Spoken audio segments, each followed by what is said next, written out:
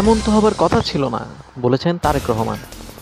জাতীয় নির্বাচন অনুষ্ঠান নিয়ে জনমনে সৃষ্ট সংশয় সন্দেহ গণতন্ত্রে উত্তরণের পথকে সংকটপূর্ণ করে তুলতে পারে বলে মন্তব্য করেছেন বিএনপির ভারপ্রাপ্ত চেয়ারম্যান তারেক রহমান। শেষ পর্যন্ত কোনো অগণতান্ত্রিক কিংবা অপশক্তির কাছে বিনা শর্তে আত্মসমর্পণের পথে হাঁটতে হয় কিনা এমন শঙ্কাও জানিয়েছেন তারেক রহমান। বাংলাদেশে এই মুহূর্তে মাঠে থাকা সব গণতান্ত্রিক রাজনৈতিক দলকে এমন বিপদের কথাও স্মরণ রাখার আহ্বান জানিয়েছেন তিনি। প্রবাসে বিএনপির সদস্যপদ নবায়ন ও নতুন সদস্য সংগ্রহ কর্মসূচির অনলাইন পেমেন্ট গেটওয়ে কার্যক্রম উদ্বোধন অনুষ্ঠানে প্রধান অতিথির বক্তব্যে এ কথা বলেন তারেক রহমান। লন্ডন থেকে ভার্চুয়ালি অনুষ্ঠানে যুক্ত হন তিনি। আজ রোববার সন্ধ্যায় রাজধানীর গুলশানের একটি হোটেলে এ অনুষ্ঠানের আয়োজন করে বিএনপি।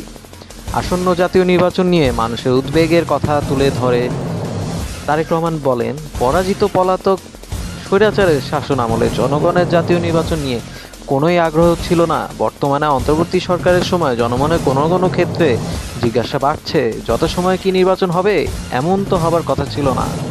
বিএনপির বিজয় ঠেকাতে সংঘবদ্ধ অপপ্রচার অপকৌশল দৃশ্যমান হতে শুরু করেছে বলে উল্লেখ করেন বিএনপির ভারপ্রাপ্ত চেয়ারম্যান। তিনি বলেন, উদ্বেগ এবং আশ্চর্যের বিষয় হচ্ছে ফ্যাসিবাদ মুক্ত বাংলাদেশেও বর্তমানে বিএনপির বিজয় ঠেকাতে সংঘবদ্ধ অপপ্রচার এবং অপকৌশল দৃশ্যমান হতে শুরু করেছে।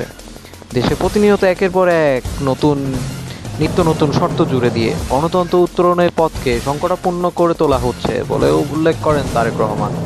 তবে তার বিশ্বাস, বাংলাদেশ জাতীয়তাবাদী শক্তিতে বিশ্বাসী নাগরিকরা ঐক্যবদ্ধ থাকলে কোনো ষড়যন্ত্রই বিএনপিকে জনগণ থেকে বিচ্ছিন্ন করতে পারবে না। শুধু বিএনপির বিজয় ঠেকাতে গিয়ে পরাজিত পলাতক স্বৈরাচার দেশে ফ্যাসিবাদ কায়েম করেছিল উল্লেখ করে তারেক রহমান বলেন, বিগত 15 বছরে দেশে নির্বাচনী ব্যবস্থাকে সম্পূর্ণরূপে ধ্বংস করা হয়েছে। প্রতিষ্ঠার পর থেকে বিভিন্ন সময় বিএনপি দেশি বিদেশি ষড়যন্ত্রের শিকার হয়েছে বলে মন্তব্য করেন তারেক রহমান।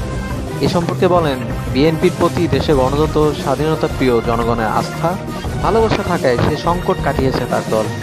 তারেক রহমান বলেন, দায়িত্বশীল রাজনৈতিক দল হিসেবে বিএনপি শুরু থেকেই ফ্যাসিবাদ বিরোধী জাতীয় ঐক্য বজায় রাখার স্বার্থে সর্বোচ্চ ছাড় দিয়ে একদিকে গণতান্ত্রিক রাজনৈতিক দলগুলোর সঙ্গে সমঝোতার পথ বেছে নিয়েছে, অপরদিকে অন্তর্বর্তীকালীন সরকারকেও